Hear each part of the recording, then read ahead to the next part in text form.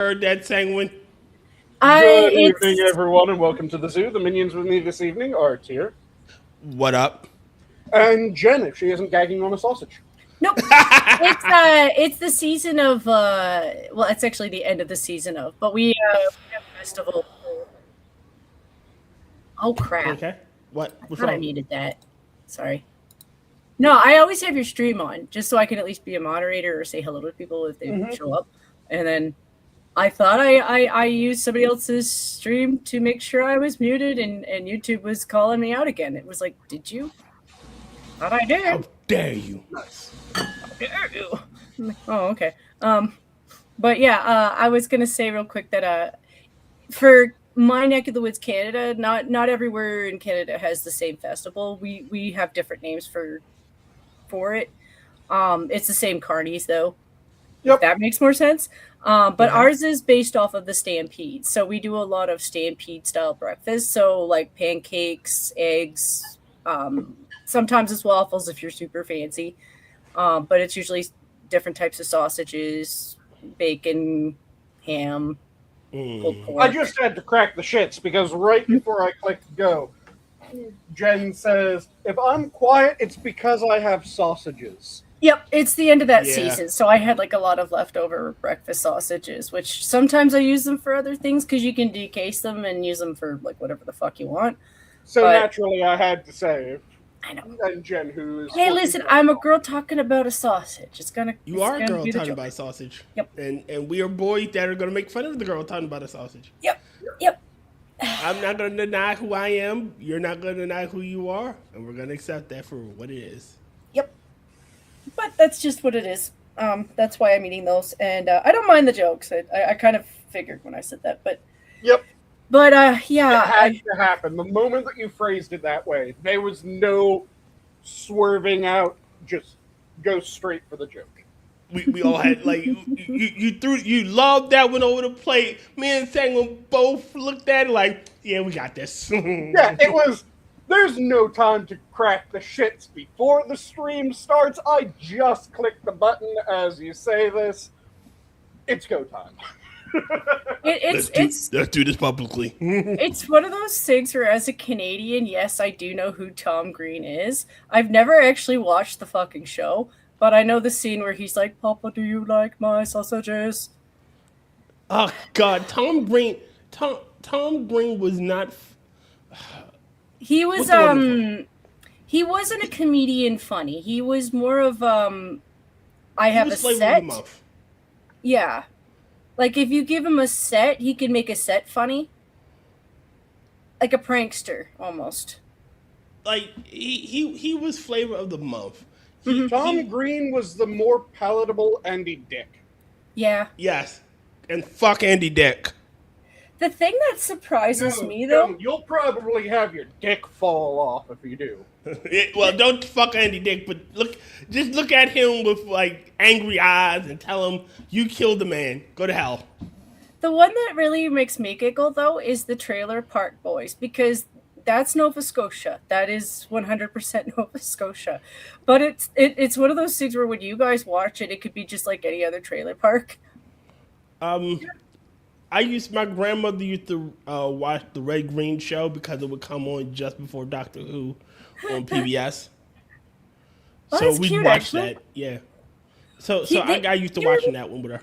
Yeah, he told you a lot of things wrong about duct tape. I mean, duct tape is amazing. It does do a lot of amazing things, but like that show was based off of how to hurt yourself. Yeah, but it was something me and my grandmother did. So that's Well, they why were funny. I vividly remember it. Yeah. They were funny and they were polite. Like, when you can do it both at the same time. See, the show that I immediately associate with duct tape is not that one. I immediately associate MacGyver. Yeah, because everything he could do with duct tape. Yeah, give that man a roll of duct tape and time. And then there's Home Improvement, where it was like anything he could do to get a bigger motor. Yep. Yeah, I loved him. All right, don't get me wrong. Tim Allen is a treasure. I think I'm glad they cast him in the role as Buzz because he deserves every shot he gets. Mm-hmm. You know, especially since how he never went to the island. He never had that Hollywood problem. Yeah. It's kind of like how I really wish Brendan Fraser had a Yeah. cartoon role like that early on. Yes. Again, another decent human being who didn't let fame go to his head, who stayed out of the limelight and everything. And again, Who he got is one of those. royally fucked over by Hollywood. Yeah. It'll always be one of those things where you wonder what it was, like, because I don't think it's his fault. You know, it is the executives and whatever sensitivities they have and shit. But there was a time where they seemed to go after people just for associating with the church. Oh, you don't know Yeah. what happened with Brendan Fraser? No. Not entirely. I know it was executives blacklisting him, but I'm going to quickly double check because I'm almost positive I remember what it was. like, I don't want to put him in the church either. I just know that they did go after some people for attending a church in Hollywood because they don't like that church. And they're stupid. I realized Hollywood's had a religion problem for the longest time. Commies don't like God. Yep, Religion. it was exactly what I remembered. He was sexually assaulted. Yeah. So not necessarily religion, but still something that's you. Yeah, he was sexually assaulted by a producer. I can believe it. Like Yeah. again, Hollywood. Oh no, sorry, it was the former president of Hollywood Foreign Press Association, not a producer.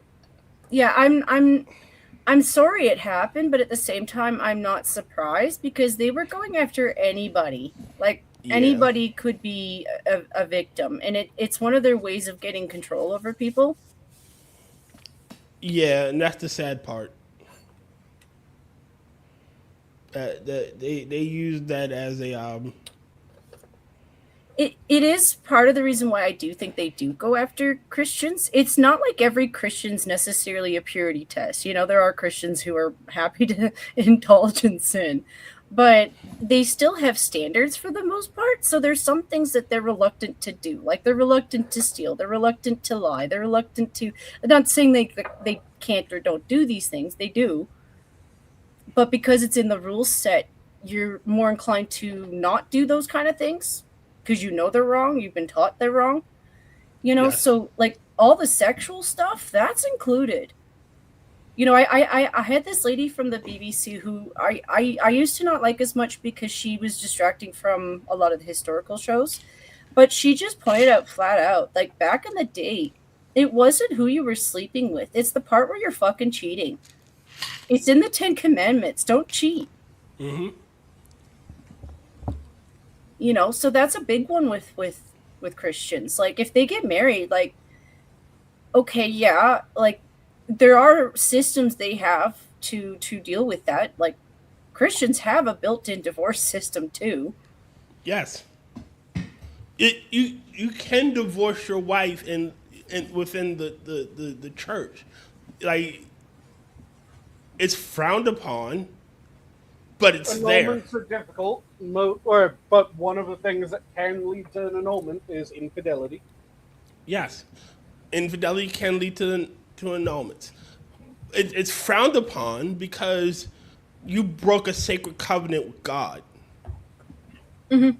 Like, you stand before God and man and declare that this woman is yours, or this man is yours.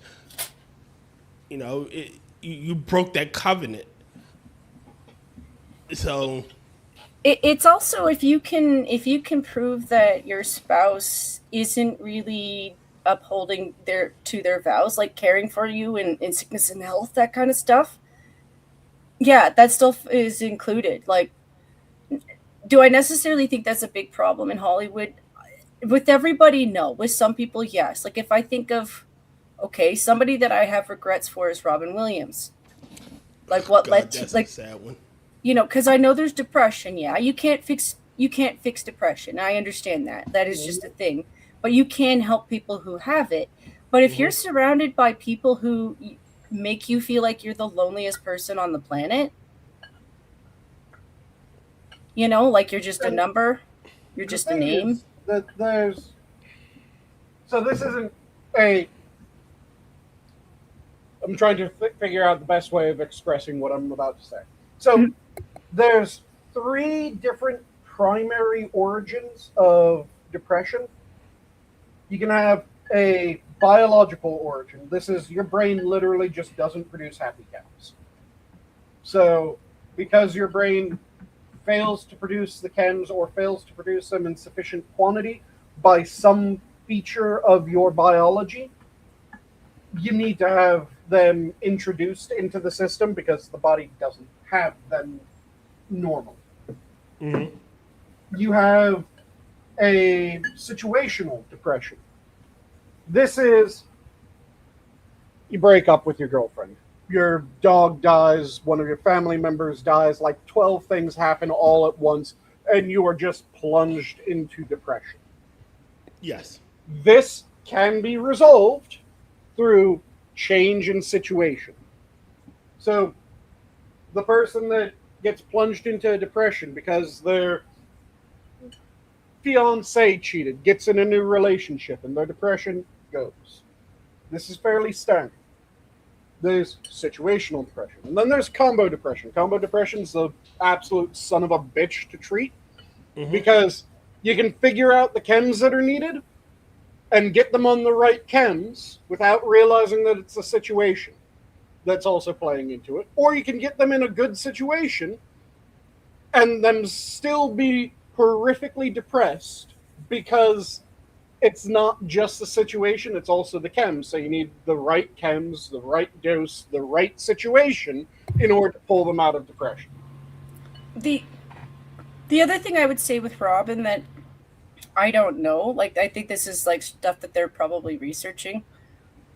I would say that he had a record of doing drugs. At least when he was younger.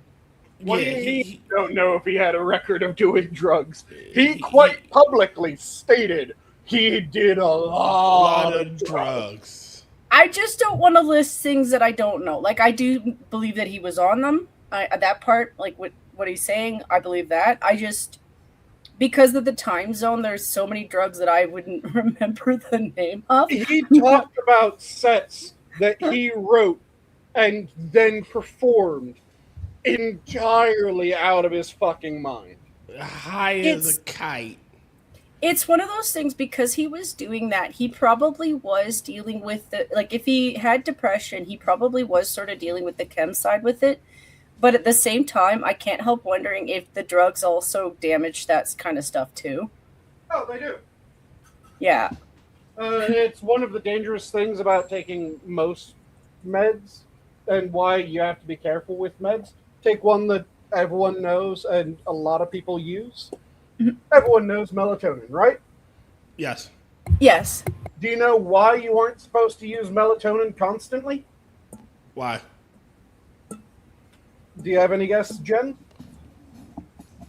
Well, it's supposed to help keep you awake, right? No, melatonin makes it easier for you to go to sleep. Okay. The reason why you don't want to use it constantly, you want to have it be an occasional thing, like maybe 2, possibly 3 times a week, much more than that, and you're pushing it, or for a short period of time, is melatonin is endogenously produced. What does endogenously produced means? Endogenously produced means that it is produced within the human body. Make sense? Mm-hmm. Yes. Every endogenous production system, or virtually every endogenous production system within the human body, functions off negative feedback loops. A negative feedback loop means that there's some stimulus that starts it off. That stimulus then causes the production of, we'll go with melatonin. So you have been up for a while, that causes melatonin production to be promoted in the body normally. That melatonin production system then, at the end of producing melatonin, sees how much melatonin's in the system. If it's above a certain threshold, the system stops producing. If it is below a certain threshold, it will continue to produce. So the more melatonin that's in the system, the less it'll produce. Make sense? Yes. Yeah. So you're creating a system where your body is probably not going to produce what it needs As to much. because you have something else producing it for you. So when And then you yeah. take melatonin and you take melatonin consistently, everything in the human body, the more that the body does it, the easier it gets for the body to do it. This is just kind of a generality. The more that you run, the easier it is for you to run. Everyone understands that bit. Mm-hmm. Yes. So, kind of the same thing when it comes to production of various biochemicals. If you've been taking melatonin consistently, your body stops producing as much melatonin because it is anticipating and expecting the exogenous melatonin. Exogenous means that it's from without, endogenous means that it's from within. So it's anticipating that surge of external melatonin, which is also why the longer that you take melatonin, the higher the dose you need to take for your melatonin to actually fucking work. Mhm. Because your So- body's producing less and less and less. So can stopping it help make your body like, oh shit, we gotta produce more? It will eventually. And that's the pain in the ass. Eventually. And it depends on how suppressed the system has become. You're almost better off figuring out patterns of things that you can do in real life that would just help you get tired in the first place. Like if you could produce your own melatonin with your own body, it's probably better to figure out how your own body is working. I know some people have like sleeping disorders, so like there's a you might have to do more to research what's actually causing you problems. I That's know what guys. a lot of, when you go to a doctor and you mention that you have trouble sleeping, they'll go through a bunch of things that are meant to encourage melatonin production. So if you've ever had trouble sleeping and you've told a doc, they'll tell you, okay, so are you sleeping, or they'll ask a few questions. One of them will be, are you sleeping during the day or at night? If you say during the day, they then ask, is this a personal choice or is this job related? Because if it's a personal choice and you can sleep at night, shift your sleep cycle so that you're sleeping at night. The reason for this is sunlight contains a fair bit of blue light. Blue light suppresses melatonin production. Wow. So, one of the other things that you'll get told is to go for either blue light filters on any electronics that you have to use, or stop using electronics within the last hour of you being awake. Because again, blue light suppresses melatonin. Not having melatonin means that you don't get sleepy.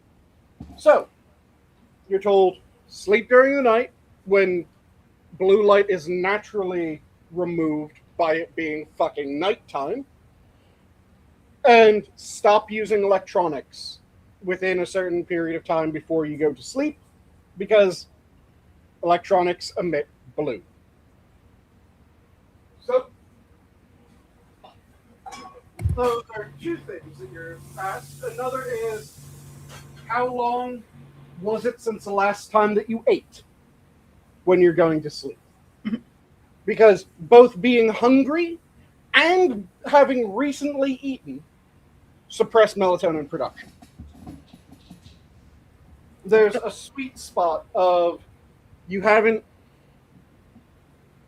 eaten recently enough, nor has it been long enough back that you are neither hungry nor is your stomach still full.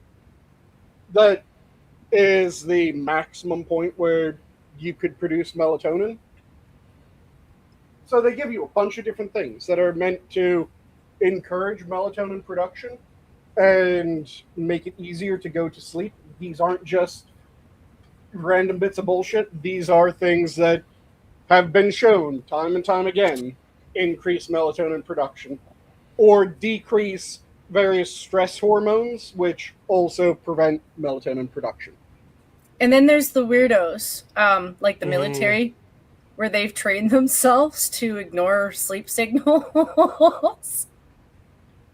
I figure that's what it is. For the most part, that's just getting used to constant fatigue. Mm-hmm. So you still function. That's also why if you see a lot of military members, when they are completely switched off and they're bored and there's nothing that they need to do, there's nothing that they need to watch for, it's like you turn around after saying something.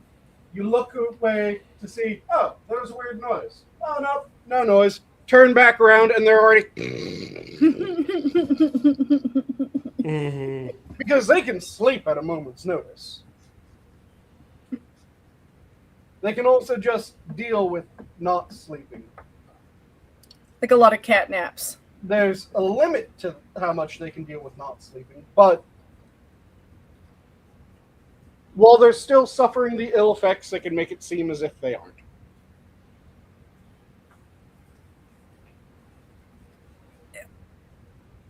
I imagine it's a pain untraining yourself from it to a certain degree too, depending on who you are. Like, because it's not like you're military forever. People retire eventually. Mm-hmm. Yeah. So, like, you know, when you're done that and then you move on to the next thing, you know, you still have to be able to function. And I know some people who get it, you know, get back into it right away. And then there's others who are just like stuck in military mode. Mm-hmm. And then there's me who I can sleep just fine. It's usually pain or, and it really doesn't happen very often. As somebody in my 40s, like it's the odd day where it was so bad that my anxiety is high enough that I just, my brain won't shut up, you know? But I don't have anxiety. So like those are like extreme days. Yeah, that'll keep me up. But other than that, no, I sleep happily. Even, I think it's a daycare thing. Because as a kid, I really liked the naps. Like we had little mats that I don't know were necessarily that great, but as a little kid, they were fantastic. And, you know, you get to sleep for an hour and yeah, and then you wake up and you feel better. Doesn't work as well anymore now that I'm older, but yeah. Also, a lot of people, one of the things that can help with quality of sleep is if they don't have to be up for normal working hours and they have more freedom in when they sleep. There's a lot of people that find what's known as a bimodal sleep cycle extremely helpful. And if you've never heard the term bimodal sleep cycle, rather than sleeping 8 hours in a row, you'll sleep 4 hours, you'll wake up, be up for like 2 to 4 hours, and then you'll sleep 4 hours. That sounds oddly, yeah. There's research that says that that is the more natural sleep cycle. it makes sense if you're doing like field work, especially because a lot of what you're going for is the daylight hours, but at the same time the direct daylight hours can be like what we're dealing with right now in the middle of the summer, where there is a certain period where you might need to go inside. Yeah, and for bimodal, the way that it works is you would be up for the rest of the day. So for 16 hours, you're up. Sorry, for 12 hours, you're up. Then you go to sleep for 4. You wake up for 2 to 4. You go to sleep for 4, and you're up the rest of the time. So it's not every few hours you're alternating between awake and sleep. It is just your standard 8 hours of sleep is broken in between 2 4-hour blocks. Or 3 to 5 hours, the more accurate way of phrasing it. And like I said, there's some research that says that that is the more natural sleep cycle for humans. And some researchers even go so far as saying that they believe that some of the issues that we have with sleep are due to the single 8-hour block rather than bimodal, unimodal rather than bimodal sleep. But that's fairly hotly debated. Well, some of it's that, and I don't want to just say internet, because like the idea that everybody's on the internet, I think that's untrue. But it, even without the internet, like say I go back to the times where most people were watching the TV, constant stimulation will have us this way too. You know, like to a certain degree, people I think had a little bit more control over it before, because yeah, I had TV time. Like I was only really on the TV for so much time. There's only so many TV shows that I could stand. You know, so I admit I read more before I was on the internet all the time. It's not that I don't read. I read all the time. It's just I read off of the computer screen, you know, and it's not the same. But also, one of the other things that is recommended for a lot of people that have trouble sleeping is the ritualization of sleep. What that means is you go to sleep at the same time every day. You wake up at the same time every day. You have a consistent wind down. So that could be a score of different things. There are people that will actually work out in order to wind down. There's people that will do stretching to wind down. There's people that will do meditation. They'll read. Whatever your wind down is, as long as it isn't looking at something that produces blue light, having a consistent wind down that you do every time that you are trying to get ready for bed massively improves the quality and length of sleep. And it does that because just like how anyone that's worked out enough knows that the body habituates to certain exercise routines and you have to change them up in order to get the same effect as you had before. It's the same thing. You habituate yourself to sleep, which makes it easier to go to sleep. Just like doing the same workout in the same way every single time that you work out will make that workout easier, not just because you get stronger, but even when you aren't getting stronger, your body gets more efficient at using the muscles. makes sense. Like any other kind of muscle training, it kind of makes sense. So yeah, habituation of your sleep is another massive thing that is often recommended for sleeping issues. It's why, and I admit I'm grinding a little bit on Pal World. It's easy enough for me to stop and then go back to the conversation. It's just I got a lot of stuff I'm grinding on there. But if I go onto Twitter, it's a different thing because Twitter has so much going on at the same time that it's so much harder for me to drag my attention away from it. That a game as fun as Pal World, yeah, I can still pause that. Like, sorry, I had to stop for a second to change some stuff over. But now that I've done that, I'm gonna be stuck there for anyway, you know. So I could stop and then focus on the convo again. On Twitter, I actually struggle harder because there'll be so many things underneath something stupid and then ads and then yeah, it is a little bit harder to pull away from it.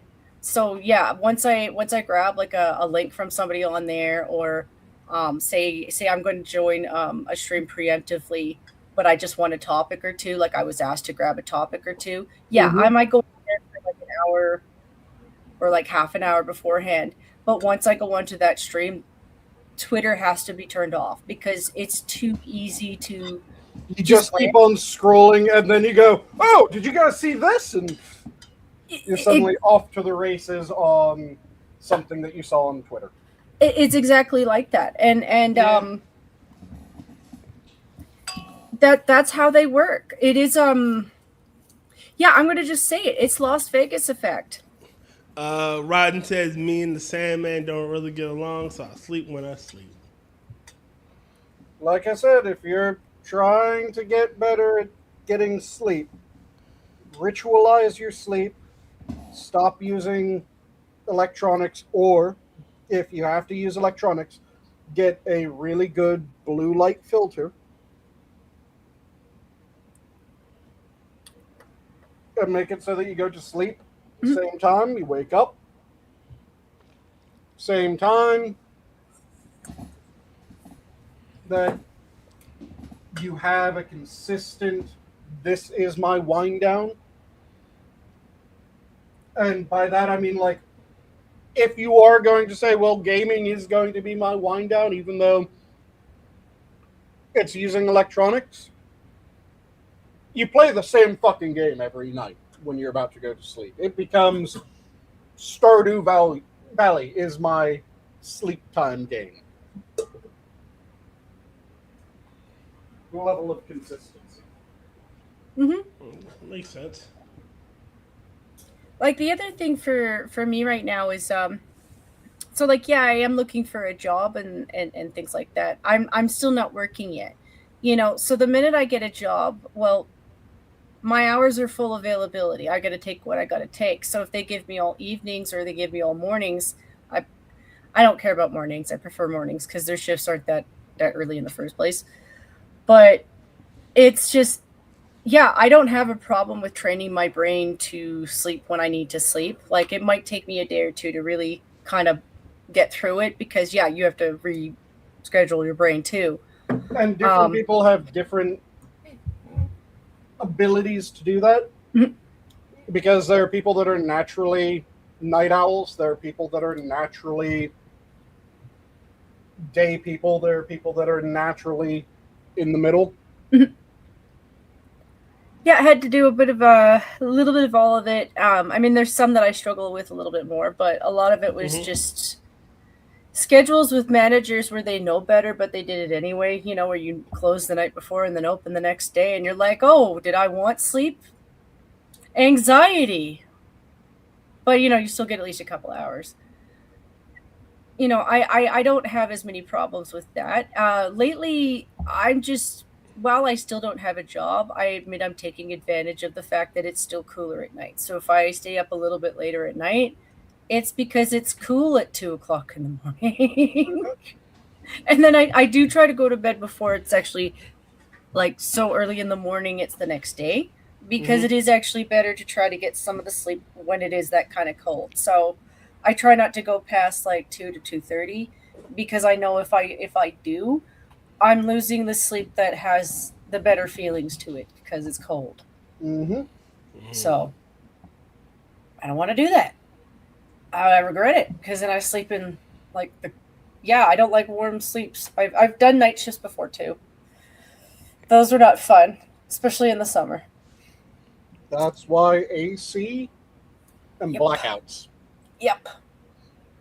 As much as you can. Maybe I need to get a blackout curtain. Blackout curtains are amazing. Oh, Oh, good. sorry. Well, I was gonna just say our season came in late, so like I feel bad complaining about it now, but at the same time I'm with you all, so I'm like, yay, we're finally hot enough. I can bitch about it now. It was 34 Celsius. I think that's like 88 or like 91 or something like that. I was about to say, what's that in real people units?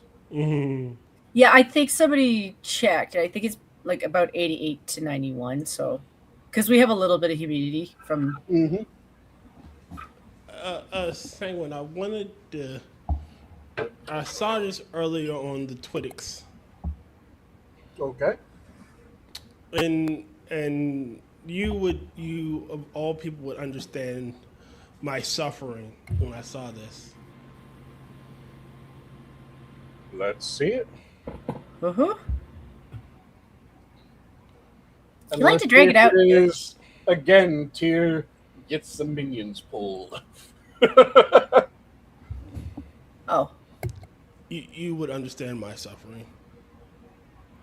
They tried to say because both these women are named Calypso, they are indeed the same person. No, they aren't. But I'll be real, I like the black girl better.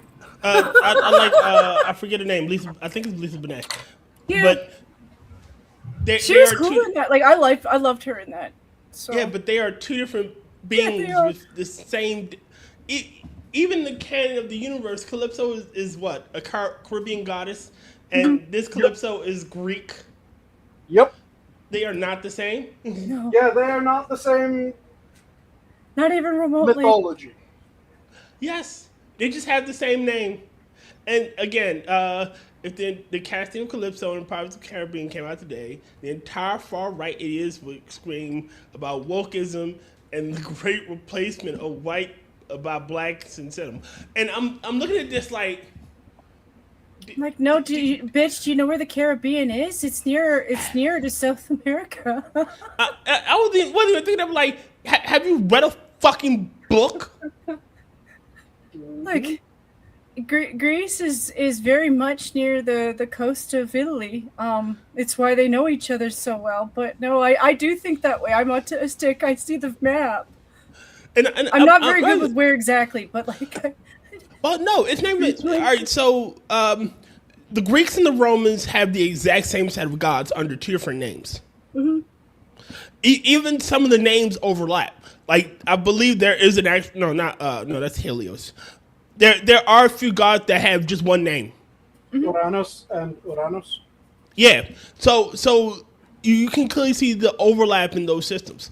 Or However, Hercules and Hercules. yes, pretty much. where it's just one letter off and it's a different name.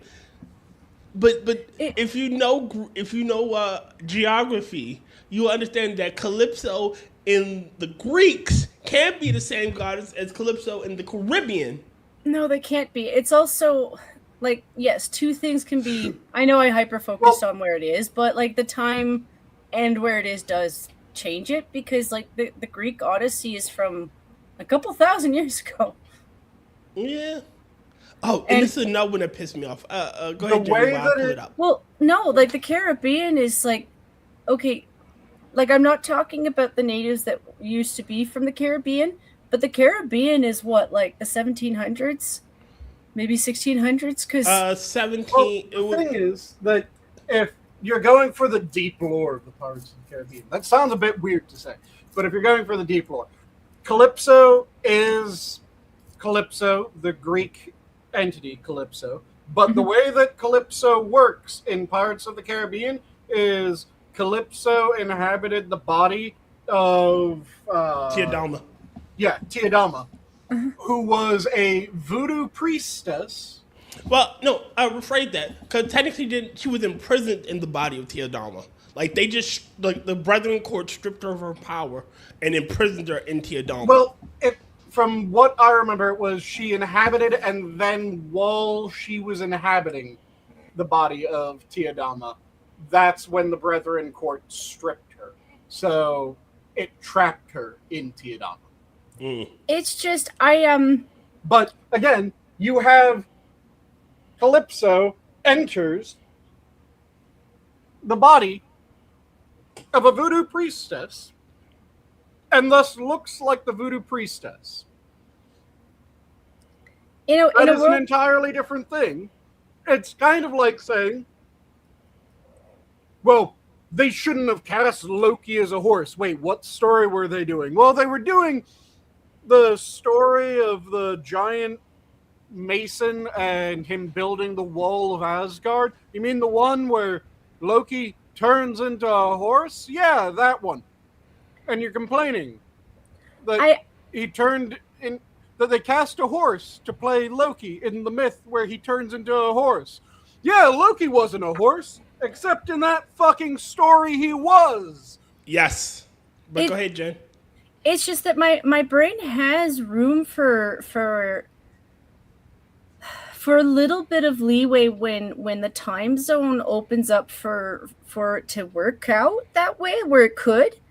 If you're talking about the original Odyssey, no, because the Greeks barely knew anyone outside of the Italians, and even then I don't think they knew them very well because they were at war with them. Like, that's part of what the war is about with them in Troy, isn't it? Because Troy is Troy takes place well before that. Troy is taking place about the time of the Sea Peoples, which were, you aren't dealing with the Greeks in the Trojan War. You're dealing with the Proto-Greeks. Mm-hmm. You're technically dealing with you're dealing with the kingdom that would later form Greece. Yeah, yes. You're dealing with the Proto-Greeks. So what I'm saying is the pretty people that would one day become the Greeks. They would know Egypt. They would know the effectively coastline of the Mediterranean. Yes, so parts of Italy and those coasts. So like that stuff I can work into my brain. Like if you work in people where their legacy comes from areas where it does make sense, yes, I can work that in. Lupita doesn't work. She doesn't work because she's coming from an entirely different time zone from where she's at. You know, it's almost like they ignore that one group in Africa that did have like maybe less than 100 years, where they might have ruled Egypt. Oh, you're talking about the Nubians. Yes. Yeah.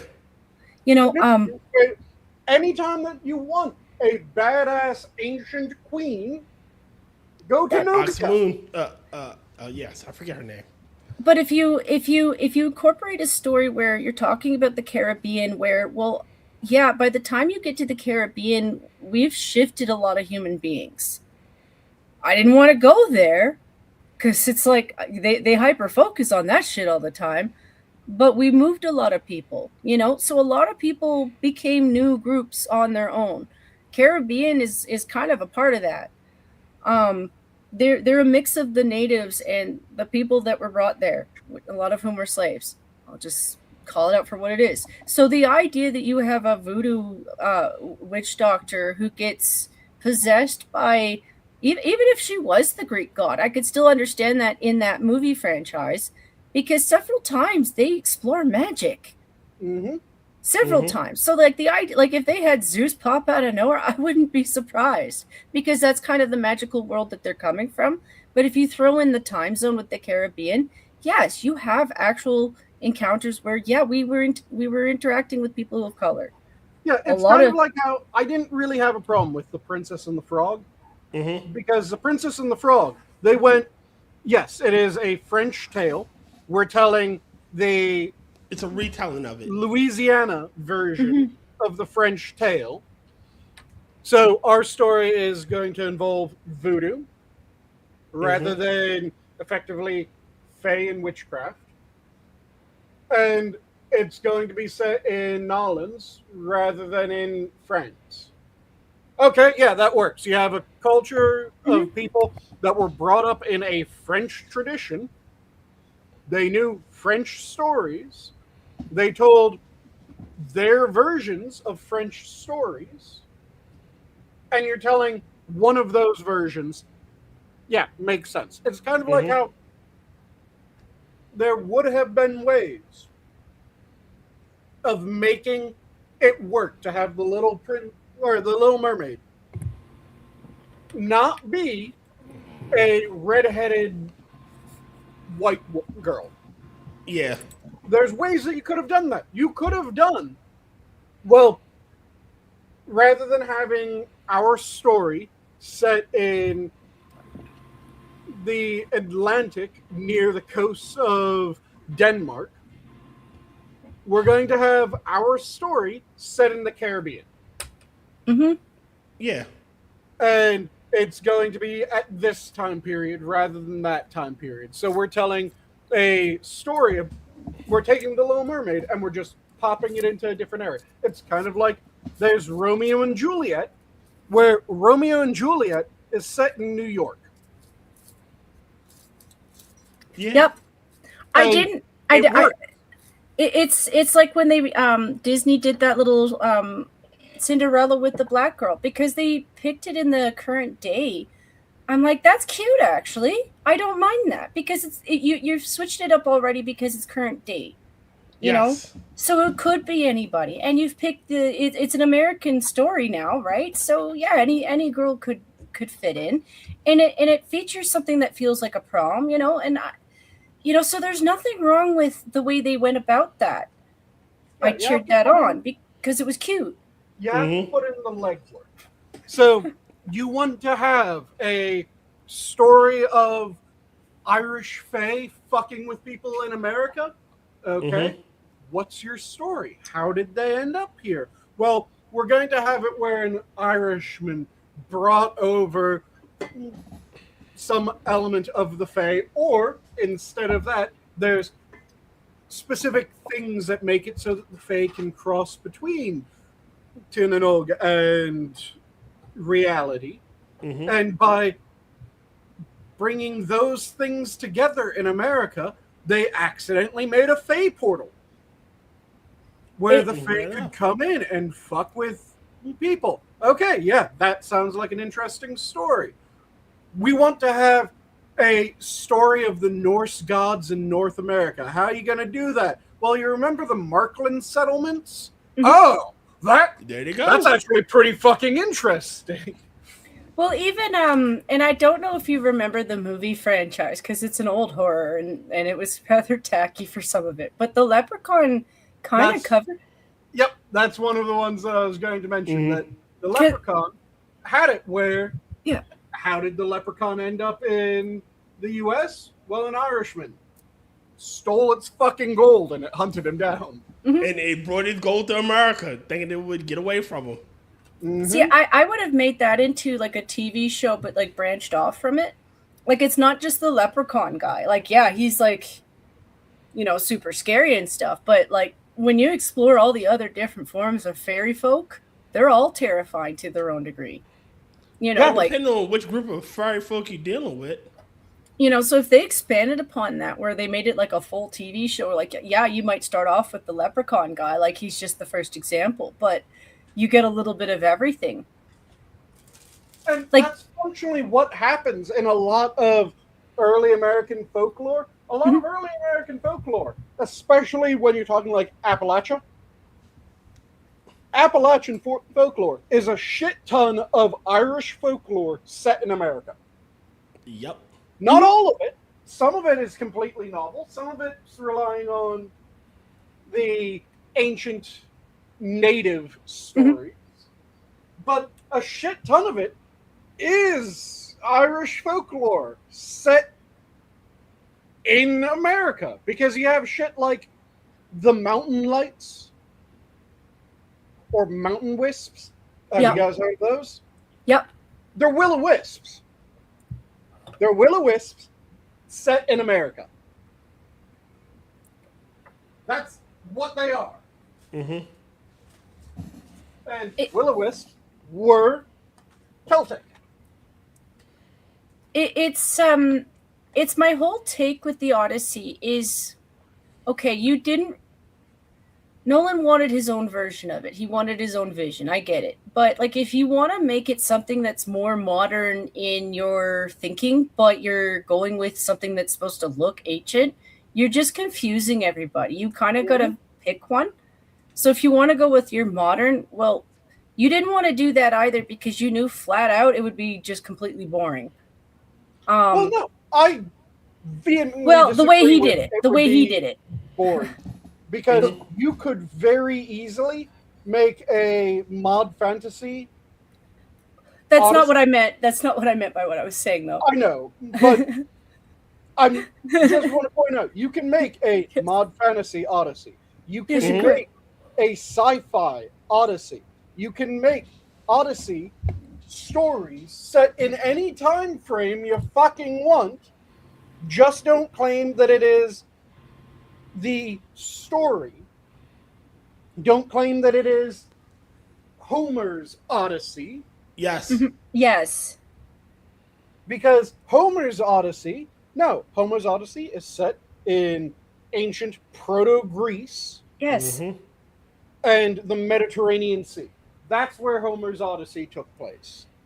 And that's where I was kind of at with Nolan, because I don't know what kind of modern he's actually into. If he's into modern audience modern, I don't know that I would be interested in that one either.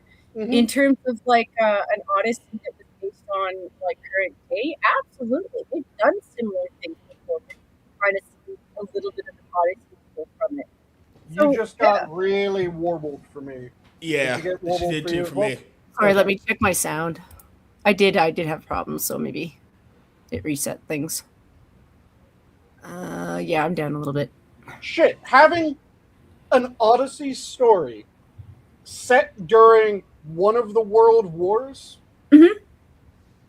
Shit, why not have a Odyssey story set to World War II, where it's a naval officer coming back from, you know, he's going through Greece and he pisses off a local tradition and Poseidon's like, okay, you want to play that game? Fuck you, you're never getting home. So him and his entire crew are fucking way late, even though they should have modern technology. It's always fucking wrong. And they can't trust it.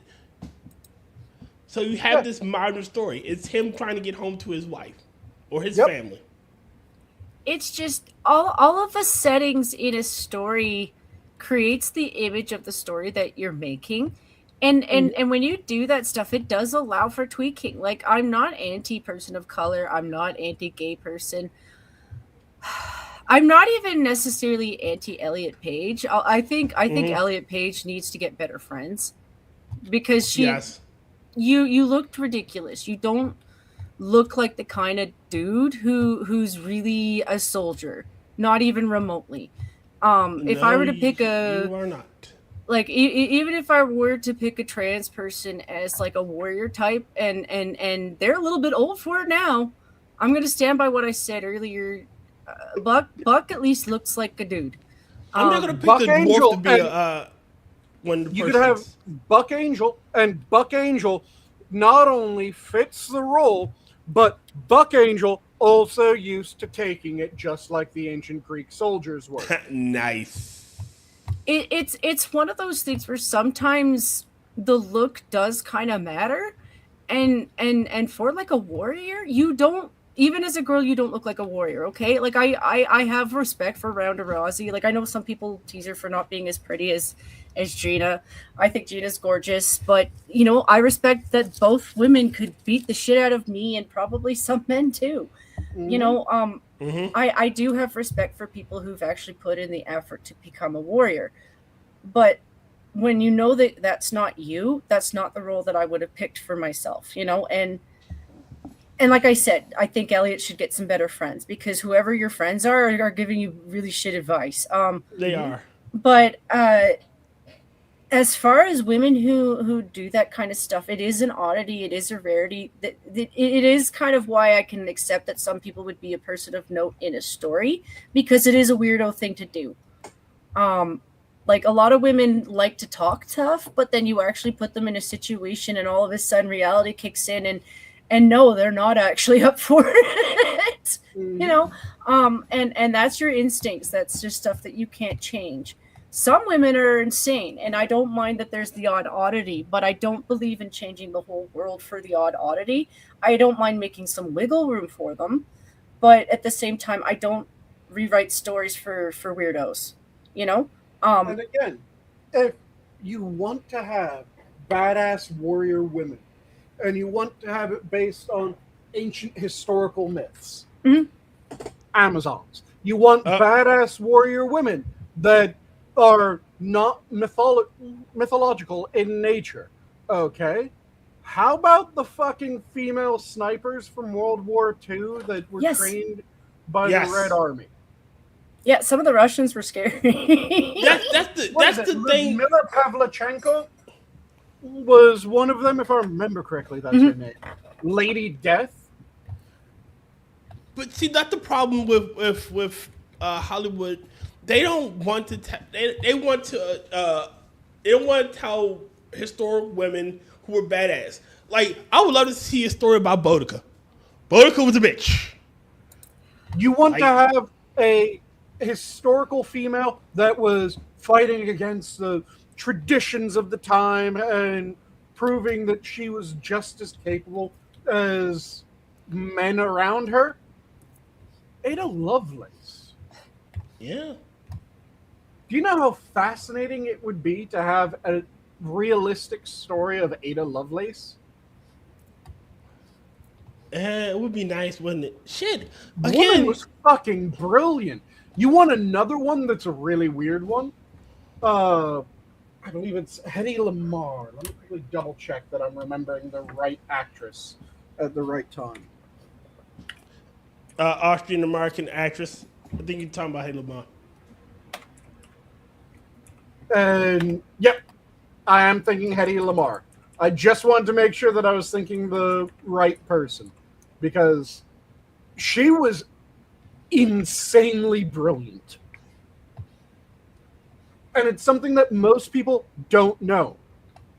Do you know what she invented? Yes. Radar What jamming did she invent? technology.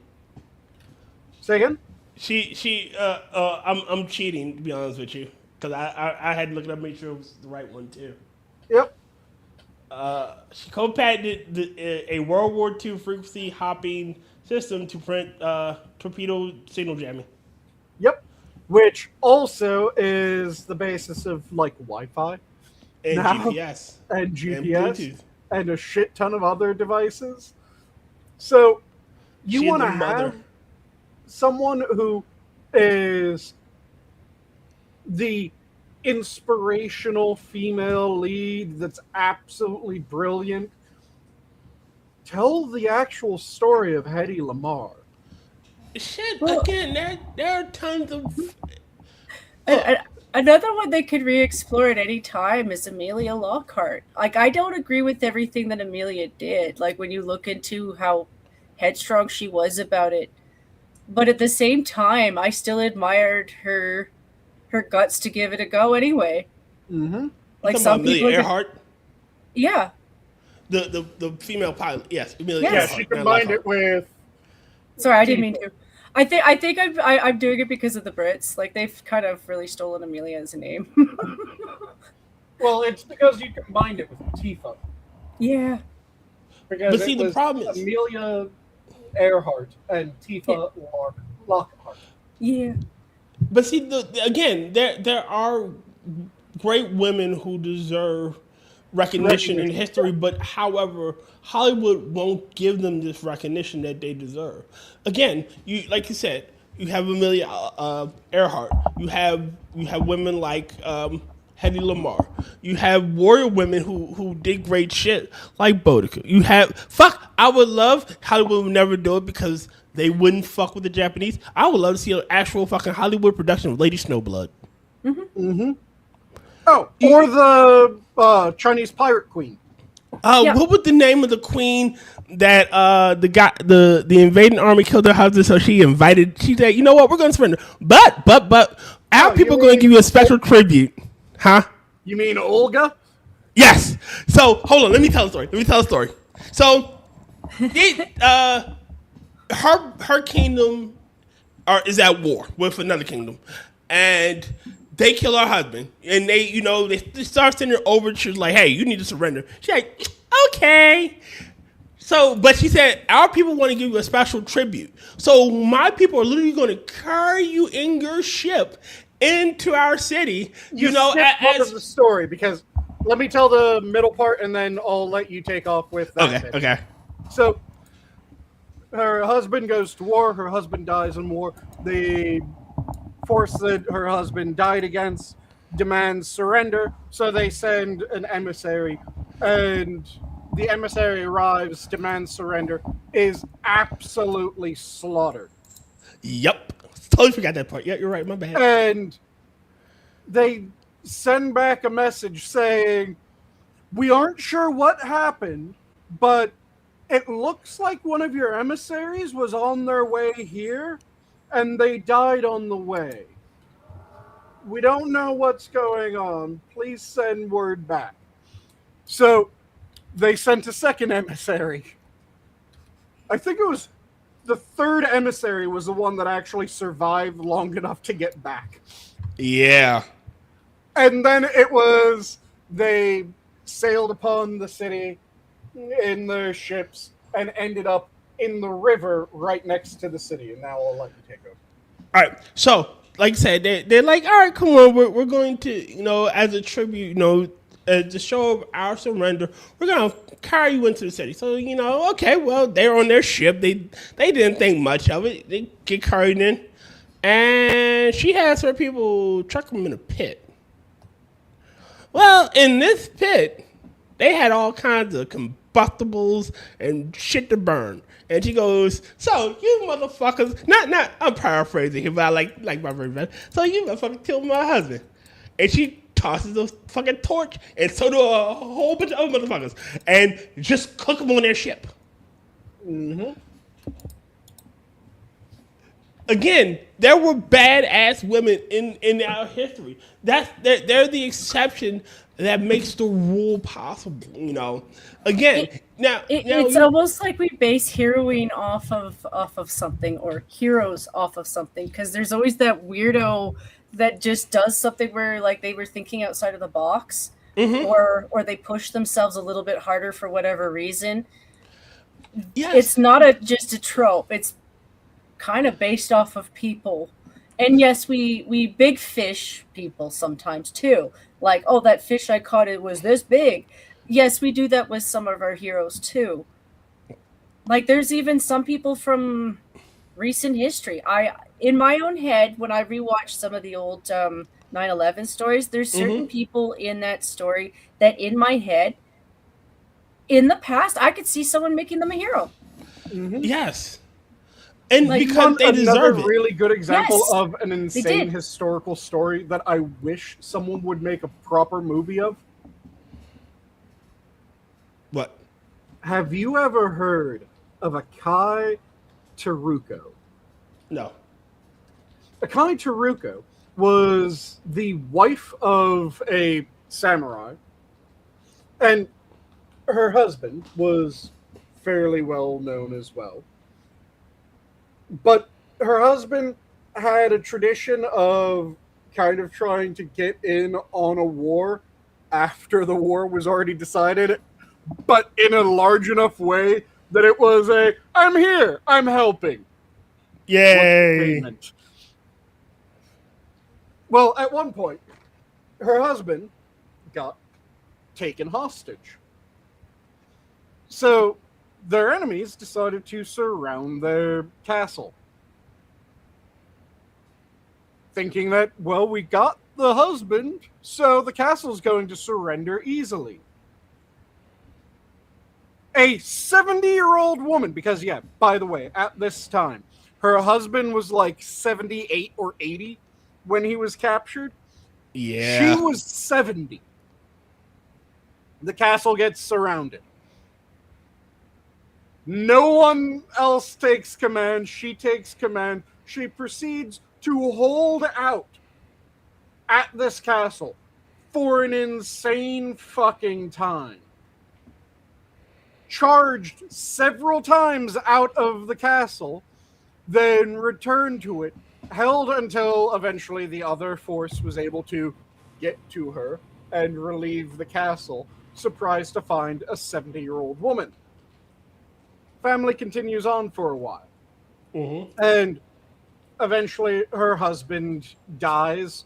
Their child becomes the heir, but then they're torn between another bit of warring in the area, where, again, they always try to make sure that they're on the right side. Their feudal lord says, if you don't show up and join our side, you and everyone in your family's dead. So her son goes to fight, but her son, realizing that the side that he's being forced to fight for is probably going to be the losing side, hedges his bets by, he's fighting for their lord, but he sends his son, who is a fucking child, to fight for the enemy force. His son, too young to actually fight, is accompanied by his mother. His mother takes part in several battles, winning. Again. Eventually, again, they get another bit of you're forced to defend, or you're forced into combat, and it was. Oh, sorry, this one was before the son and grandson. So, while the husband was still alive, he gets forced into the army at one point under his lord. And her son was part of the other force. So, their castle gets sieged again. She again leads the defense of the castle with 3,000 until eventually the army that was the most allied with them at the time, the Hojo clan. No, sorry, it was... The Hojo clan was the one that was attacking them. The army that they were allied with ends up showing up and breaking the siege. So, 2 castle sieges and several battles. By the time that she's like... It started when she was in her 70s, and she continued fighting through her mid to late 70s. She died at 80. Jesus. So, you want a weird story from history? Tell the story of... She's also known as Onimusha. Tell the weird story of her. Or, she was an Onimusha, sorry. Tell the weird story of her. Because... What the fuck? A 70-year-old woman in 2 castle defenses and several other battles? And she's just like, well, shit. Husband's not here. Time to kill some fuckers. That's impressive. Somebody's gonna fucking die tonight. Yeah. Oh no, call the ambulance, but not for me type shit. And there's several other female warriors that ended up doing that in Japanese history and in a bunch of other stories. Like, there's another one that was absolutely insane. Tomoe Gozen. Yes. So, this one is so famous that, you know, the, like, kind of half of a yin-yang looking shit? Yes. The So the way you kind said of it. weird teardrop. Yeah. Those are called Tomoe. And the reason why they're called Tomoe is because of this one warrior woman. And there's a judo move that's also named after her that is in its action, it kind of forms the shape of a Tomoe because it is a grapple and throw where you grab the person, you stick your foot in their waist, and then you just fall back, rolling and kicking them away as they go over top of you. So it kind of makes the Tomoe shape. But she was also an absolutely insane warrior woman who, again, I don't know what it is about Japanese warrior women. They live fucking forever. She died at the age of 90. She was born in 1157 and didn't die until 1277. Or sorry, 1247. Jesus. Sometimes there's just spite. That's what my grandfather used to tell me. Cocaine and spite. Spite.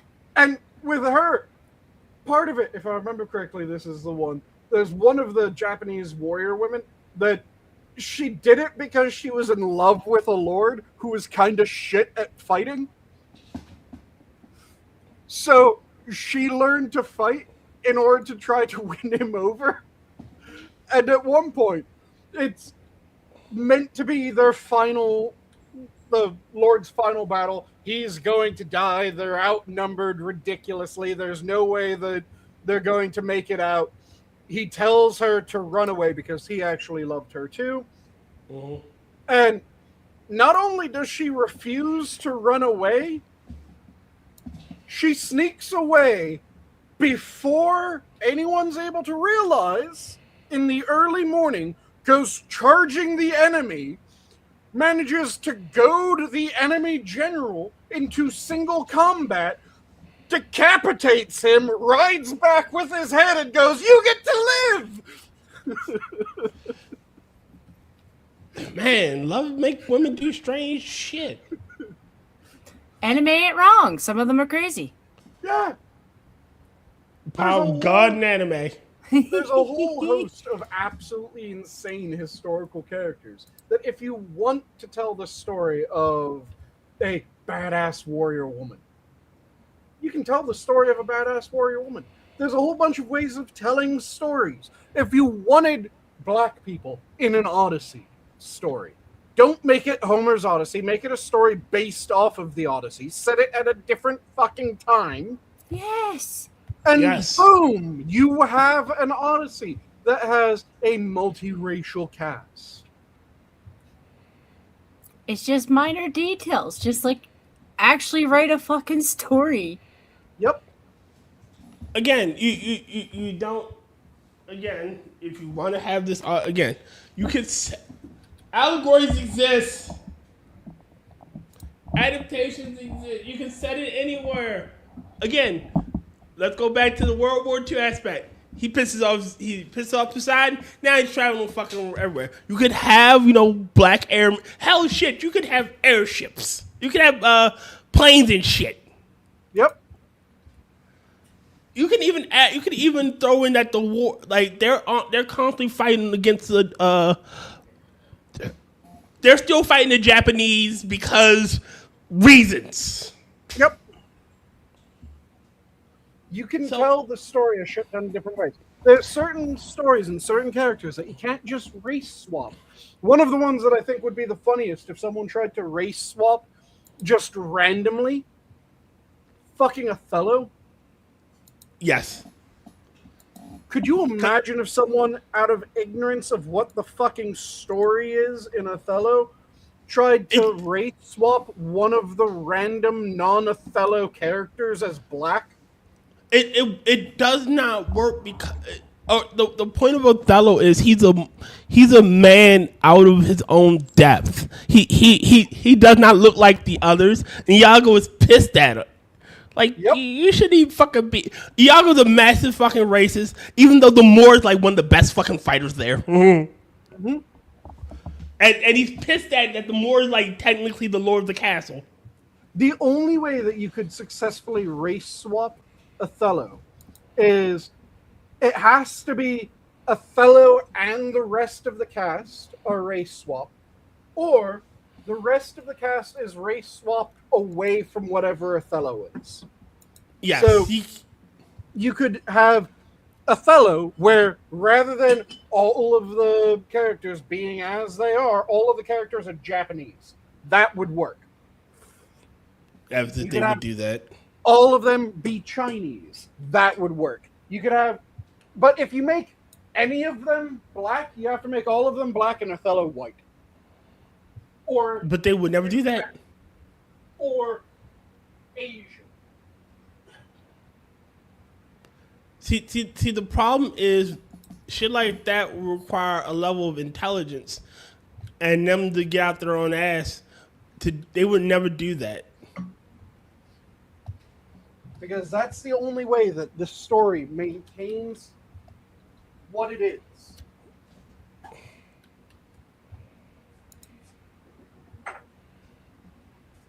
Like, it If you swap anyone, you have to swap it so that Othello is the only one of his sort, and everyone else is the same sort. For that story to work. Yep. But Hollywood would never do that.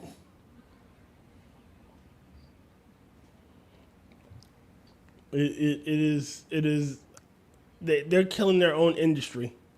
Yep. Because honestly, Hollywood has to compete with YouTube, video games, and a shit ton of other medium, and they're losing.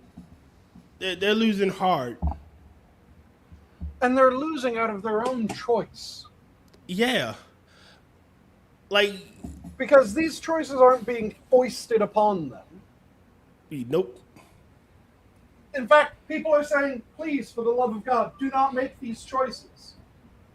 Because people want to go back to the movies, but you're not making movies for the audience that wants to go back to the movies. You're trying to sell in the drinker's voice, the message. And it's killing your industry. Like, your industry is fucking dying. And not only is it dying, there are people actively inside of your own industry trying to kill you. Again, you have the screen actor, the film actors, the SAG-AFTRA, Screen Actors Guilds, begging for more writers, more money, more actors being hired, and because they're begging for all this shit, or they're threatening to strike again, now productions have to have so many, and people aren't getting hired as much. You're killing your own industry, because in the end, all it's gonna fucking do is accelerate AI and shit like that. Mm-hmm. It's just like fucking any industry. Look at McDonald's in California. Oh, well, we gotta pay you fucking $25 an hour? Okay, well, we don't need you. We're gonna use AI. We're gonna use robots. And it's accelerating that shit. You're accelerating your own death. Like, at some point, you're gonna look back and like, was $20 worth losing my fucking job? Because everywhere else, you don't have this fucking problem. Like, at some point, you're gonna look back like, oh shit, I've killed myself.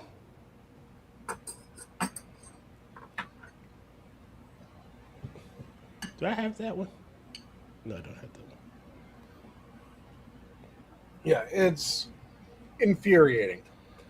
It really is. But they don't look at it like that.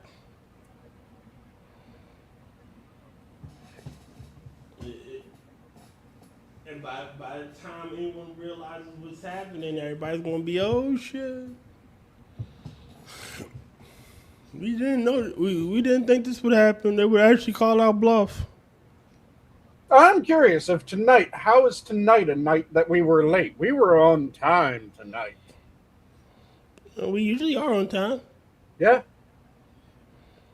We've had a couple nights where we haven't been, but at least on Fridays it tends to be. Oh no, Ray usually said that. It means it is you and the seven witches of being late for the first time and being treated like the worst thing that ever happened. Oh no, he's not saying that we were late. It's the witches. Oh, okay. Yeah. It's usually the witches of something of something that's gonna happen, and they're gonna be pissed about it. Essentially, that's Ray's shtick. But hey, Ray.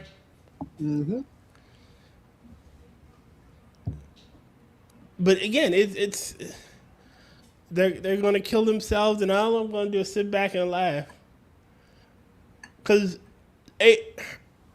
I'm not expecting AI to ever get to the point where it's gonna write a decent fucking movie. It's still gonna have that uncanny valley when you look at the animation. But some of the AI shit that people actually put time and effort into looks pretty good. And when it gets to the point where I can set up two scenarios, I want a story where the Shadow, Neurowolf, and Joe Friday from Dragnet are all interacting. Have Joe Friday hate the fact that the Shadow is a vigilante and working outside of the law. Have Neurowolf not care about anything and he just wants to eat. As they solve this crime. I put that shit in AI as a prompt. It spits me out something, and I'll read it. If I don't particularly like it, I'll generate another one. And I hope you realize with that prompt that you just explained, you're going to end up with a cannibalistic Nero wolf. You realize that, right? Yeah, I know, yeah. But he's too fat, so he's not going to get up off the ground. He's not going to get up. No, you're going to end up with Nero Wolf as Sloth from Full Metal Alchemist. Not Sloth, Gluttony. Gluttony, yeah. Full Metal Alchemist. Archie, I'm hungry. But again, you're gonna have shit like that, and Hollywood's gonna go the way of the dodo bird. It happened to radio shows. It happened to fucking TV. It's gonna happen to Hollywood.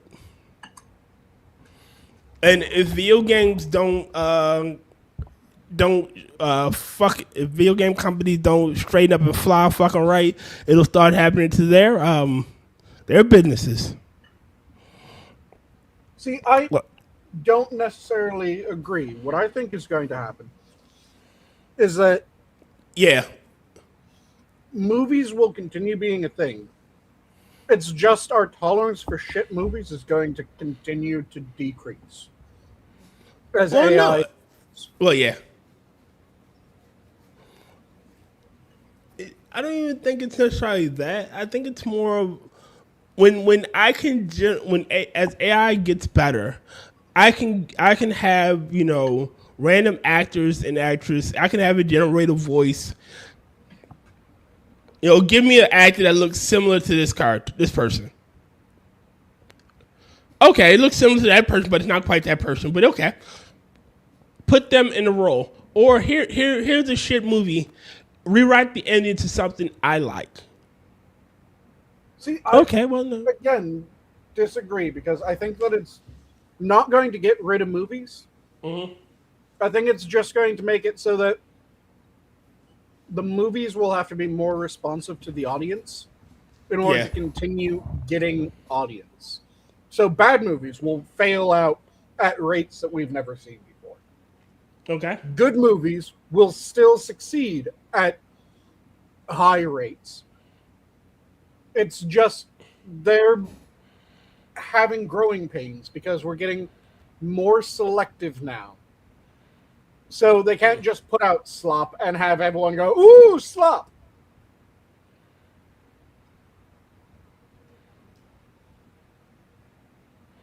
And I think that's the issue. Because people still go to the theater. People still enjoy theater shows. They still enjoy things like that. So I see it becoming more like theater shows where, there's still a lot of really bad theater shows. They don't do very well. Good theater shows, though, they make money hand over fist. It's going to suck fucking. But like I said, video games are going to go that way soon too. You got major companies shuttering because they're losing millions upon millions of dollars and man hours. Here's this famous studio and it put this fucking movie out. This video game out. How did it was received? It was panned by everyone. Everyone fucking hated it. Ubisoft. If Ubisoft listened to the players, Shadows could have been fucking amazing.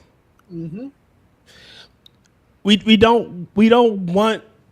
All right, if you're gonna have Yasuke as a character, he should be a non-playable character. All right, you can make him a samurai. Okay, fine. We can accept that he's a samurai if he's non-playable. Okay, we don't interact with him much. Nope, you're gonna make him playable. And then you're gonna make a female samurai, a female sumo, who's a monk that eats nothing but plants. But she's a sumo. And not even logistically, she'd have to eat like a fucking elephant to get that much mass. But hello, she's a female sumo. When females Fair enough. females aren't allowed in the sumo ring. Fair enough. They're good other women, you know. I don't give a shit. We can hear you, Jen. We hear you.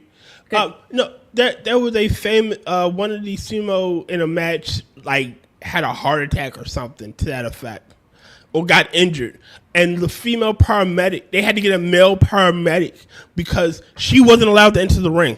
Yeah, because it is considered unclean, or at least has been. I'm not sure if they've revisited that, but historically, a female entering the sumo ring is unclean. Like they had to, like, that's why they had to purify the ring. Like it is their culture, and that shit isn't. And the constant implication, the constant fucking, oh, you're the greatest samurai ever. Oh, even though you had like 6 fucking months of training, you're the greatest samurai to ever live. Oh. It's one of those things where, like, even if you were to go and re-explore Yasuke, the truth about his life in Japan was that it was entirely on a thread. He was basically a lord's favorite, and No, he wasn't even that. He was a pet. He was a sideshow. He was a pet. Yeah, he was a pet. He was the Lord's favorite pet until the Lord died, and then once the Lord died, they were like, "Get the fuck out! You're a weirdo." Tyr, I'm surprised that you didn't use a certain bit of imagery when you said that. Of the dancing variety. He was a dancing ape. But he was. That, like... It's how royalty in general was. It doesn't really matter what, like... Not even that, Jen. Japan at that time was highly xenophobic. They didn't want outsiders nowhere near them. Well, that's kind of what I mean. As a royalty, like, the only reason you have a guy like that is because he's such a complete oddity that they're more like, what the hell is this, than anything else. Because they didn't have people that were outsiders in their land. And he was purchased. Like, they leave that part out. He was purchased. Yes. I don't focus on that because I disregard the guy. Like the fact that he got through that and survived is part of what makes his story actually fascinating. But if you look but he didn't exist. But not the one they made up. Yeah, he didn't exist as depicted. No, but it isn't like he was a samurai. That's way overselling it. Again, they were highly xenophobic. There was no fucking way they would let an outsider, even anywhere near a samurai sword or katana. It would have been an insult to their culture. Yeah, I will say, yeah, of historical figures, the one that was probably the most likely to allow that would have been Nobunaga, but there's no record of Nobunaga doing so. And the reason why I say Nobunaga would be the one to do that, the whole reason Nobunaga's army was kicking so much ass was because Nobunaga went, these foreign gun things are amazing. Yep, and they refused to use them until he fucking... And he just fucking whole hogged, I'm going to train peasants how to use these things. And his army increased, and he could stop a cavalry charge. Yeah, a firing line. Mm-hmm. Like, stop that cavalry charge fucking dead. So It's he Like, was heterodox enough that if anyone would have done it, he would have, but then we would have had some sort of recording of it. It would have been something where there's another Japanese lord going, can you believe this? He's training one of them. he's training a gaijin to wield a blade. Oh lord, Mm-hmm. his his ancestors must be like gone mad in their graves. it's stuff like this is why I think and no, I understand that we don't hyper focus on any one history.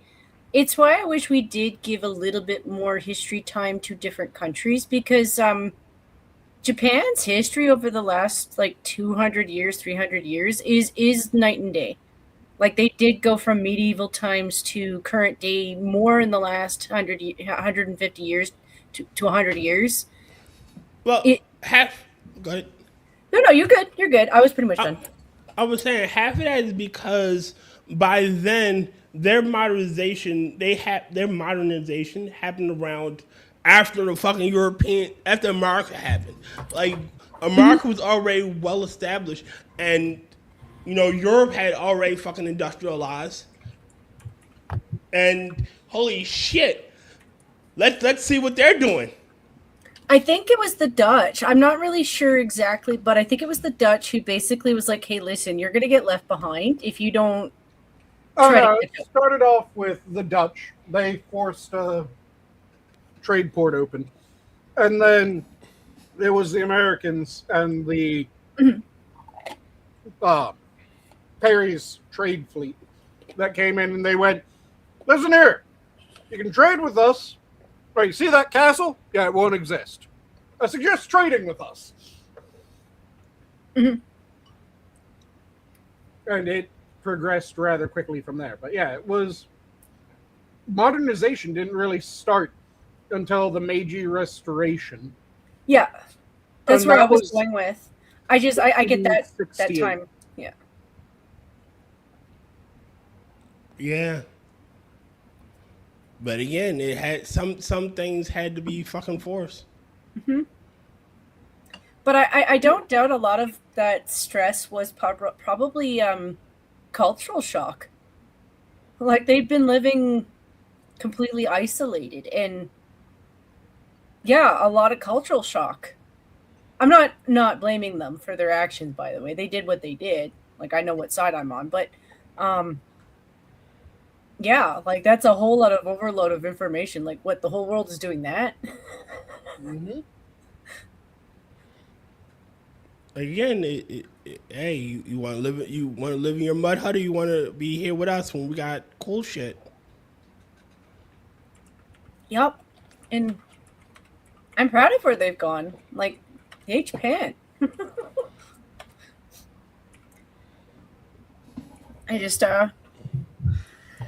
I don't understand the need to rearrange historical figures when you can just rewrite like and even then like no, you don't need to rewrite everything. If you want to do a historical and if you have the money and the means to give it justice, like I was more mad that they took money from the Greeks. I'm not gonna lie, I was stuck on that for a bit because and I said this to my Greek friend that it's not to stereotype. It's just over the last 20 years, when I think of the Greeks, they've been broke. Like they've had to go to the United Nations for help financially several times.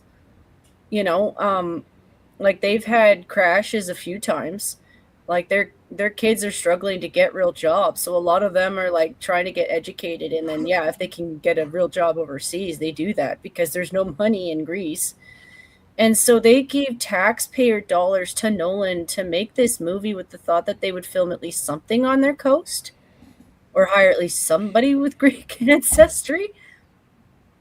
I hope they get some money back because that's still an investment. And he did make money. Like he did make Nolan money. So hopefully he pays them something for it. But He won't. this made me think of another figure from history that it would be hilarious having a movie about. Hmm. There's a Japanese samurai that ended up becoming a massive activist during the Meiji Restoration, as well as starting up his own school, who is one of the most ridiculous characters from history in the most glorious of ways. So the guy's name was Yoshida Shion. And it was during Commodore Perry's opening up of Japan that he saw Western ships for the first time. And he was a real big military history and strategy person. Loved learning. And he saw the American ships and went, "What the fuck are those? Those are immense. No one knows anything about them. I need to learn about them." So, in the middle of the night, he stripped down, jumped into the water, swam over to the ship, climbed aboard, and was arrested. Yeah. He was returned to the Japanese after a bit of questioning. And the Japanese decided to arrest him as well. They threw him in prison. While he was serving his time in prison, he decided that he was just going to read as much as he could. So he kept on asking for books, and being decently highborn, he was plied with books. And he found that one of the things that helped him remember things better was if he read them aloud. And then started kind of teaching an invisible person about the topic. Because if he stumbled somewhere, he would go, "Wait, hold on, no, I need to," and he would go back into the books and read more about it until he could explain it. So he started doing this. He's in prison while this is happening. There are other offenders. The other offenders start out being kind of annoyed by this strange man who is reading aloud and lecturing to nobody. But then some of them decide that rather than him lecturing to nobody, they would just kind of listen to his lectures. And they got interested in his lectures. And he realized that he was no longer lecturing to nobody and started interacting with some of the people that he was in prison with. And as he taught them, if he noticed any skill that they were particularly good at, he would compliment them profusely and insist that they teach others how to do the skill as well.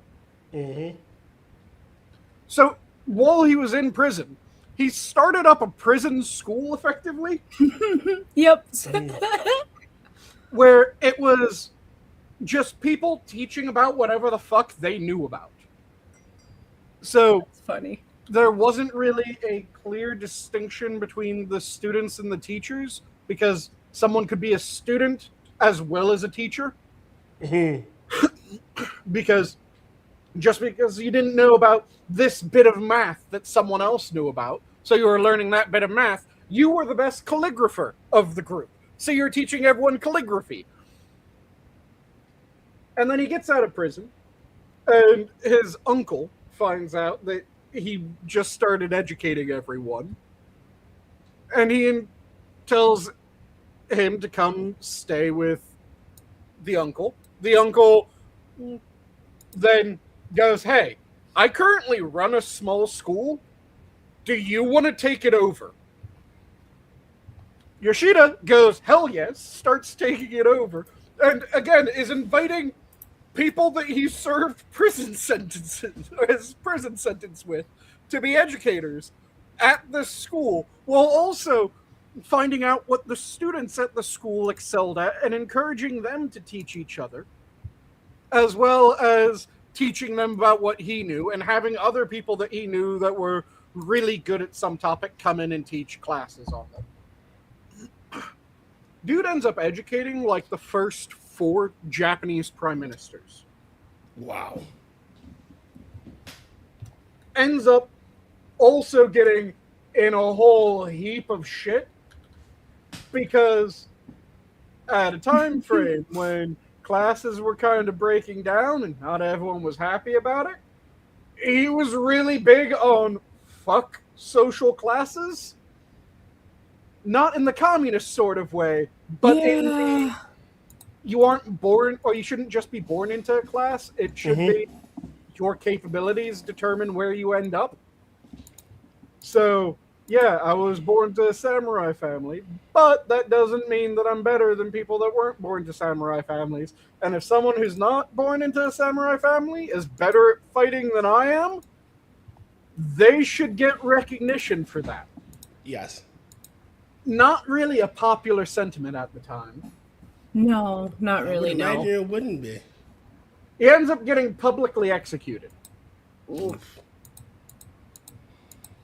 By the way, from when he had climbed on the U.S. ship to his final, or to when he got executed, let me quickly double check the year that he climbed onto the ship.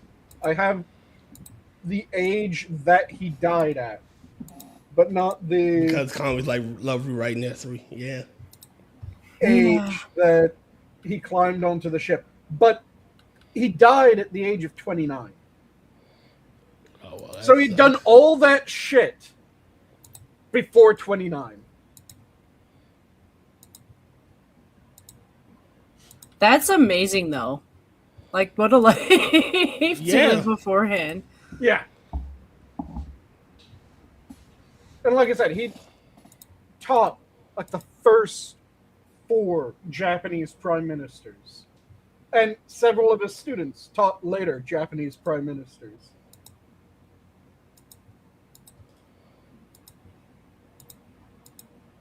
And let's see.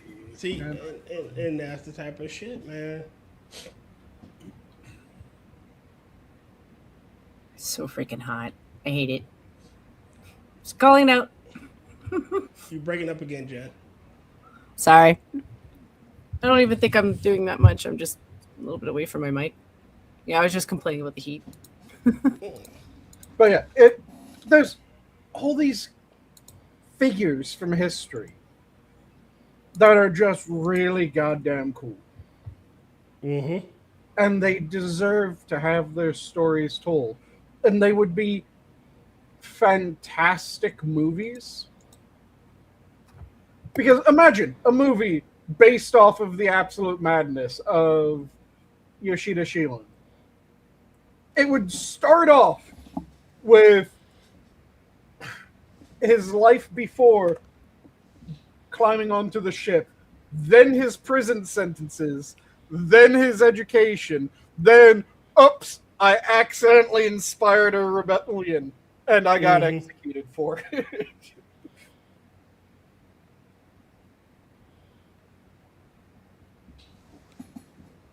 Oops.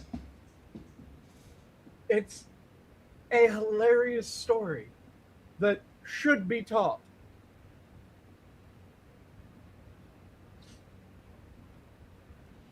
Sadly.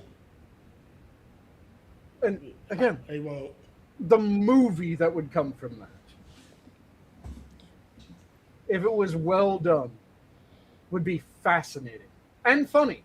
Because it's just strange picturing a guy reading books out loud and then lecturing to nobody, and originally the other people dealing with him just going like, why won't you shut up? And then he goes quiet and they're going, wait, what did you just say about this? That sounded interesting.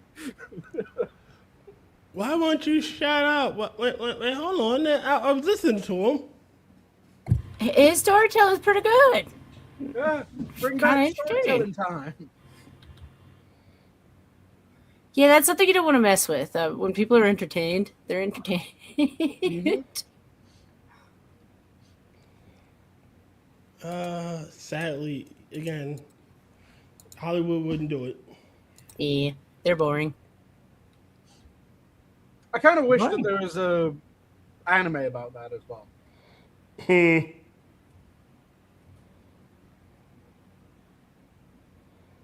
Or shit, if you don't want to do a historical anime about it, do an anime that is that but future, and it's him climbing on an alien ship. Yeah, that's even better.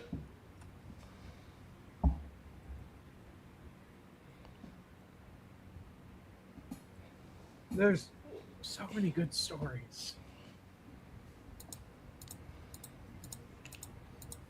Though, I do suppose we haven't mentioned during the stream the reason for the stream's name. Oh, sorry, I didn't even notice the stream's name. Let me see. What the hell is even that? It was the one person running for office in New Hampshire that we were talking about before stream tier. So, Jen, have you heard about the strange creature running for New Hampshire office? I have not. So you heard about the last guy who was the front runner for New Hampshire Senate, if I remember correctly, right? I believe so. Neo-Nazi tattoo. Yeah. Oh, yeah, the one that they were like overlooking for some reason. Yep. Nudge, nudge. Those aren't Nazi tattoos, even though they try to tell Pete Hegseth's tattoos. That's not tattoo, yeah. So he finally was forced out, though they did find quite the catch to replace him. It is someone who has been described as trans meatloaf. Oh. That's a name. Sorry. They kind of look like if younger Meatloaf was think like Blood Rain Meatloaf. I feel Blood bad for Rain Meatloaf. Meatloaf. Mid-transition. What did Meatloaf ever do to deserve this? I'm sorry, I had to. While talking like Chris Chan. Oh. I can't. I'm trying to find the person's name. Pulling up a picture of them for us. Yeah. Let me see if I can find it. Let me see. Let me see candidates. Senate candidate. I think it's New Hampshire, right? I think it is Senate candidates. Either New Hampshire or Maine. I think it's Maine.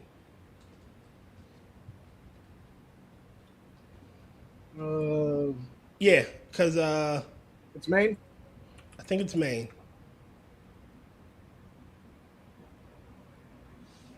Okay, so you can actually look up Trans Meatloaf Maine, and it comes up with her name. His name, Trans Meatloaf. They apparently go by Ashley Webb. Yep, transgender cat who wants to be senator caught. Yeah, Daily Mail. Is this really what the Democrats want to do when, like, what, a week ago they had the blue-haired screaming trans guy person thing in New York? So let me pull up the image that way. Oh, I'm about to pull up. I got an image. Oh, you got it? Okay. Damn it. So that Jen can see why he's being referred to as Trans Meatloaf. Yeah.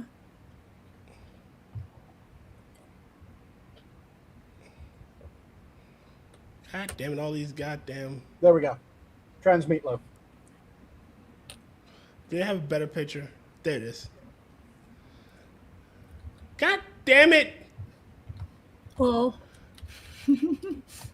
I would do anything for HRTs.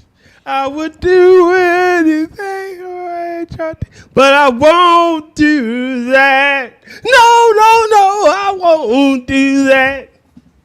Sorry. And that's referring to a job application. Nice. Bravo, Sanguine. But yeah, they are the embodiment of Reddit is another nickname that they've been given. God damn it. Look at the eyes. You can tell the crazy in the eyes. Mm-hmm. Yep. If it looks like like Chris Chan, only more crazy. Yeah. No, like I said, looks like Meatloaf, but Blood Rain Meatloaf that is mid-transition and talks like Chris Chan. Yep. Wow. Oh, okay, hold on. I got a small question. You're at a sort. Well, I guess she's wearing tennis shoes too. So I guess.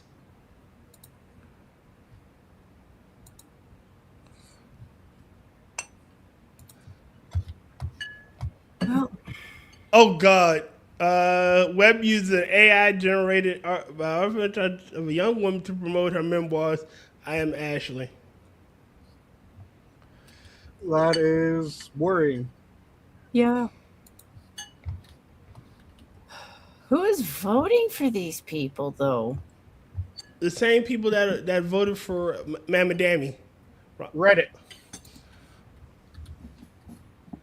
Again, when the socialist utopia is initiated, we're all gonna be painters, man. We're all gonna be singing kumbaya. Don't insult Meatloaf like that, Tier. I'm sorry. I love Meatloaf. But I love the fact that you can look up trans Meatloaf Maine, Yeah. and it immediately goes, "Oh, do you mean Ashley Webb?" It's tranny loaf. Yep. God, it's look. I'm worried Also- and I'm hopeful. Yes. Did you hear her response when she was asked what makes her qualified for the position? As a matter of fact, I think we could pull that up. I think we could pull some of this up. Let's go to YouTube and Because I have the quote right here. I want to Jen, hear what- straight from the horses. The horse's mouth. Ashley Webb. Well, Debate. he's pulling that up, Jen. What do you think her response was to what makes her qualified? Troon, gibberish, feminism, anti-ice, Trump bad, gay, and LGBTQ rights, pro-Palestine. That would have been, I think, better received than her actual answer. okay. All right, this is better. Do you have the answer, Tier? What would Or shall qualifies I her to read run? it? Yep. Would qualifies her to run? I can grab that one. Okay.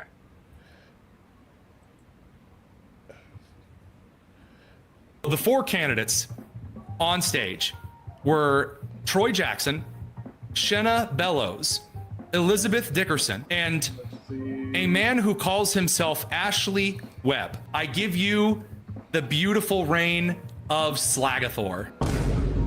Dave's, Debbie's, Slagathor. Ashley Webb, what qualifications do you have to serve in the U.S. Senate? Oh, I ran for office several times. Did you ever win? Didn't win, but I did run. Then why would you say that?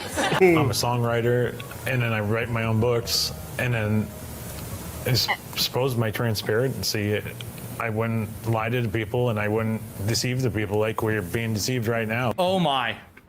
Singer, songwriter. Anyway, here's Wonderwall. Guys, it's just rough. So yeah, that was the qualifications. Singer, songwriter. I'm a songwriter, and I write my own books. And I'm transparent. I wouldn't deceive the people. Also, I've run many times, I didn't but I win. lost. Like I said, it is an absolute train wreck. What the fuck is going on? Special needs, Jimmy and Timmy. More Timmy. That's Jimmy. Yeah, I don't know, but that's what my story is, and I don't know. And you're sticking to it. Yep. Yep. Seems most likely. But yeah, definitely has the Christian pacing. Yes. It's creepy. Mm-hmm. Really creepy. Mm-hmm. It's not really the first time that they've picked somebody where you're like, okay, really? Okay. We're being run by the Institute now. The asylum was let go. It's free drugging now. Yeah. Yeah, there are some absolutely insane people that they popped up. And Rotten has a short that he wants us to pull up, I think. Do you mind grabbing it and sharing it, Tier? Sure.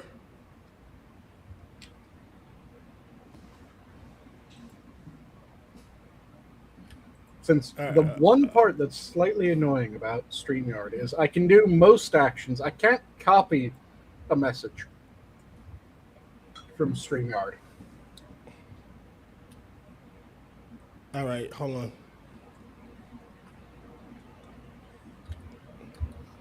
Rotten, the things I do for you. I would do anything for love, but I won't do that. He means Big anal. Mark that started speaking in a more relaxed and confident manner. Not all the beasts out here come from Portal. Actually, most of them don't. Just some of the particularly nasty ones.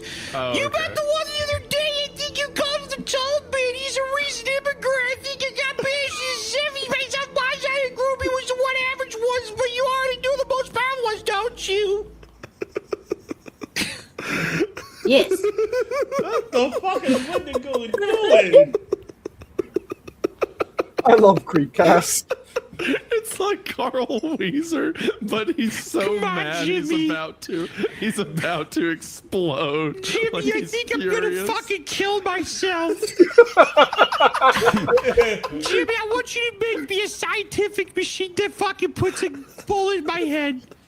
Carl, that's just a gun. Nah, Jimmy, I'm too afraid to do it myself. You're gonna have to fucking kill me somehow with your invention. Carl, be a man, Creepcast just is shoot amazing. yourself in the head.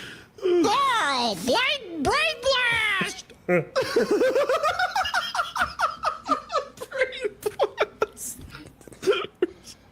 Be a man and brain blast, Carl.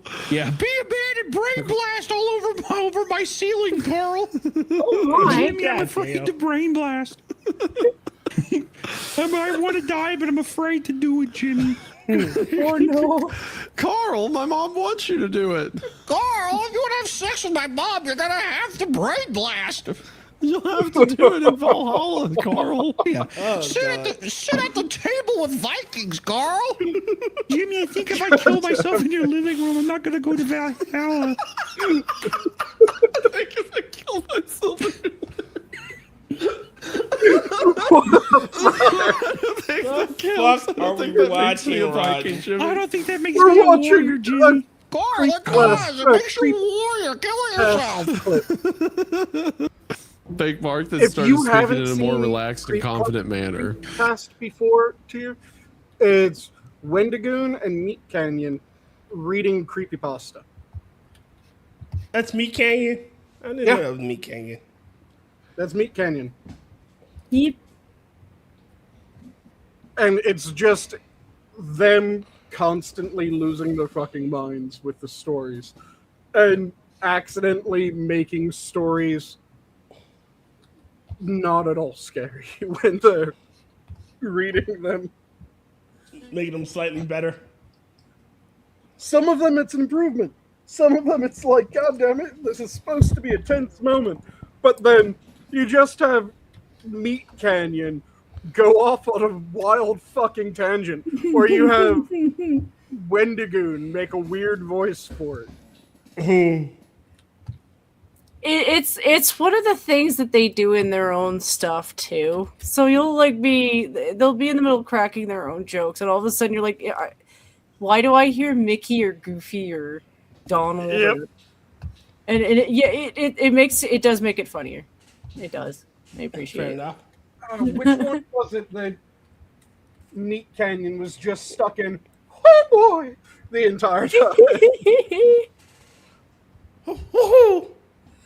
There's one where he started a Mickey Mouse impression and got stuck in the Mickey Mouse impression for way too fucking long. I don't know if maybe it was one of his Disney skits, because he has done a few of those. I want to say it was the one about the was it Mr. Nicely or something like that? The creepy guy who would join families on one street for an extended period of time and would just brutalize everyone there. The fuck? Yeah, there's a creepypasta about an eldritch being that looks like, think the Big Boy Burgers mascot, Mm-hmm. but then make him blonde and have him have really realistic big white teeth. Yes, Tommy Taffy, that's what it was.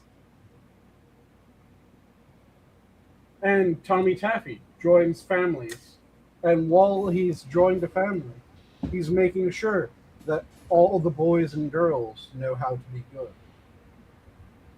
And if they don't, they get punished. And if the adults don't know how to be good, or the adults don't know how to punish little boys and girls when they're bad, then the adults get brutally murdered. Oof. Oof. And it gets really fucking dark. I imagine it does. God damn. Yeah.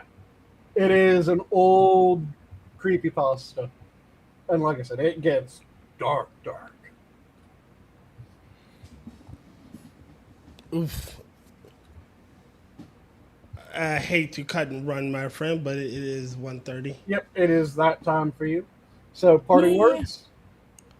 If you're passionate about Sanguine devour him, don't let Sanguine devour you.